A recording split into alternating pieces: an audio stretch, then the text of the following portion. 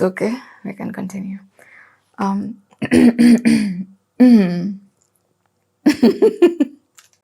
Another thing I loved about the Barbie campaign was the shared human experience. So we saw this a lot when Wakanda dropped.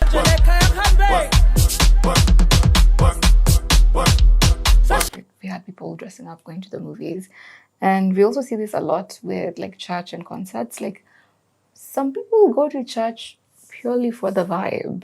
People go to church to also build community. And we also see that a lot in, like if you look at people who like going to concerts, I think they're called ravers. Like look at concerts like Tomorrowland, Oktoberfest, like Blankets and Wine. There's a crowd and there's a vibe and there's just something about that shared experience that is happening with all of you. That's how you have FOMO as something that people use to market. So we saw this with Barbie, with people dressing up to go to the theaters.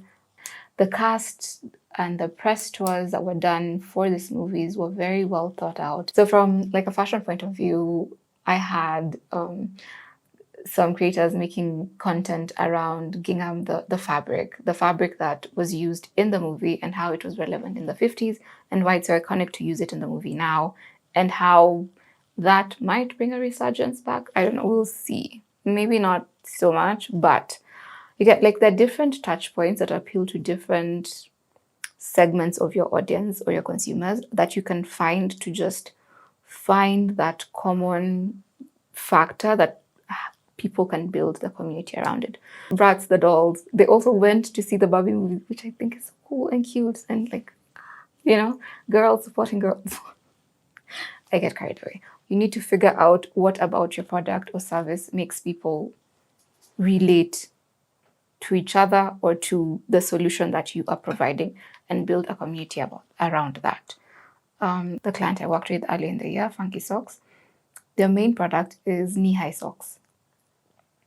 Knee-high socks can work as a fashion statement. They can work as an accessory because it's cold, and considering their main market is in Nairobi, Nairobi is a relatively cold or cooler climate. You can find different ways to build community that is interesting and you have different points of conversations with your customers or your audience. And you see this a lot like in WhatsApp groups, like all of you are professionals in this field and you'll come together in the group and discuss like industry trends, pressing items, like this bill was gazetted, what does this mean for our profession? Or clients are moving towards this trend and how do we provide feasible insights while also respecting their personal preference. The next video will be about ideas that businesses can roll out